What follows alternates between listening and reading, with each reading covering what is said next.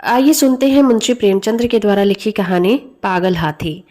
मोती राजा साहब की खास सवारी का हाथी।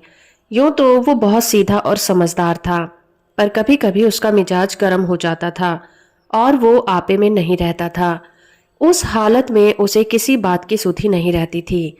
महावत का दबाव भी ना मानता था। एक बार इसी पागलपन में उसने अपने महावत को मार डाला। राजा साहब ने वो खबर सुनी तो उन्हें क्रोध आ गया। मोती की पदवी छिन गई। राजा साहब की सवारी से निकाल दिया गया। कुलियों की तरह उसे लकड़ियां ढोनी पड़ती, पत्थर लादने पड़ते और शाम को वो पीपल के नीचे मोटी जंजीरों में बांध दिया जाता था। रातिब बंद हो गया। उसके सामने सूखी टहनियां डाल दी जाती थी और उन्हीं को चबाकर वो भूख की आग बुझाता।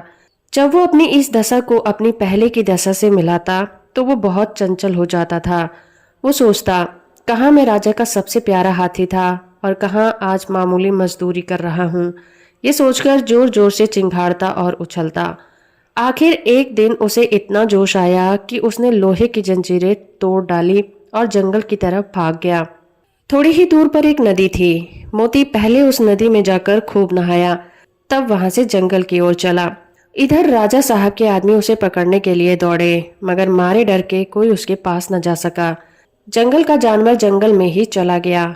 जंगल में पहुंचकर अपने साथियों को ढूंढने लगा। वो कुछ दूर और आगे बढ़ा तो हाथियों ने जब उसके गले में रस्सी और पांव में टूटी जंजीर देखी तो उससे मुंह फेर लिया। उसकी बात तक न पूछी। उनका शायद मतलब था कि तुम गुलाम तो थे ही, अब नमक हराम गुलाम हो। तुम्हारी जगह इस जंगल में नहीं है। जब तक वो आंखों से ओझल न हो गए, मोती वहीं खड़ा ताकता रहा। फिर न जाने क्या सोचकर वहां से भागता हुआ महल की ओर चला गया। वो रास्ते में ही था कि उसने देखा राजा साहब शिकारियों के साथ घोड़े पर चले आ रहे हैं।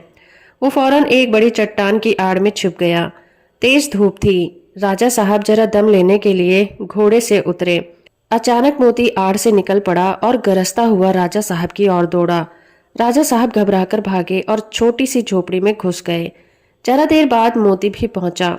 उसने राजा साहब को अंदर घुसते देख लिया था। पहले तो उसने अपनी सूंड से ऊपर का छप्पर गिरा दिया, फिर उसे पैरों में रौंदकर चूर चूर कर डाला। भीतर राजा साहब का मारे डर से बुरा हाल हो रहा था। जान बचने की कोई आशा नहीं थी।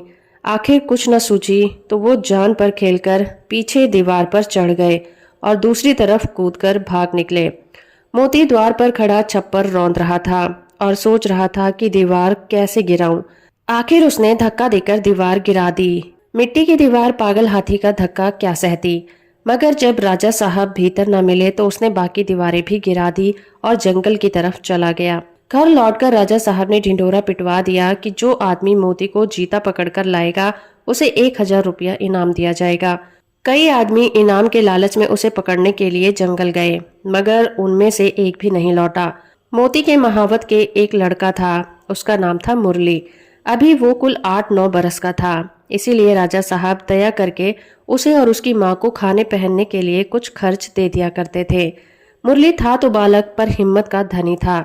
कमर बांधकर मोती को पकड़ लाने के लिए तैयार हो गया, मगर माँ ने बहुतेरा समझाया और लोगों ने भी मना किया, मगर उसने किसी एक की भी बात नहीं सुनी और जंगल में चल दिया। जंगल में गौर से इधर उधर देखने लगा। आखिर उसने देखा कि मोती सिर झुकाए उसी पेड़ की ओर चला जा रहा है। उसकी चाल से ऐसा मालूम होता था कि उसका मिजाज ठंडा हो गया है। जो ही मोती उस पेड़ के नीचे आया, उसने पेड़ के ऊपर से पुचकारा, मोती। मोती इस आवाज को पहचानता था, वहीं रुक गया और सिर उठाकर ऊपर की ओर देखने लगा। मुरली को देखकर पहचान गया। यह वही मुरली था जिसे उसने अपनी सूंड में उठाकर अपने मस्तक पर बिठा लेता था। मैंने ही इसके बाप को मार डाला है। ये सोचकर उसे बालक पर दया आ गई। खुश होकर सूंड हिलाने लगा। मुरली उसके मन के भाव को पहचान गया। वो पेड़ से नीचे उतरा और उसकी सूंड को थपकियां देने लगा। फिर उसे बैठने का इशारा किया। मोती बैठा नहीं। मुरली को अपनी सूंड से उठाकर पहले की तरह अपने मस्तक पर बिठा लिया और राजमहल की ओर चला।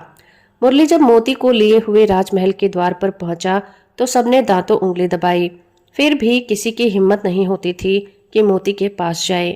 मुरली ने चिल्लाकर कहा, डरो मत, मोती बिल्कुल सीधा हो गया है। अब वह किसी को न बोलेगा।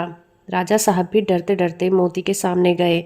उन्हें कितना अचंभा हुआ कि वही पागल मोती अब गाय की तरह सीधा हो गया है।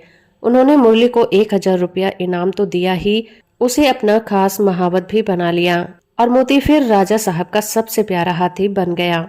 तो दोस्तों, अभी आप मुंशी प्रेमचंद्र के द्वारा लिखी एक छोटी सी कहानी सुन रहे थे, पागल हाथी। अगर ये कहानी और मेरा प्रयास आपको अच्छा लगा है तो इस वीडियो को लाइक, शेयर और चैनल को सब्सक्राइब करना बिल्कुल मत भूलिएगा।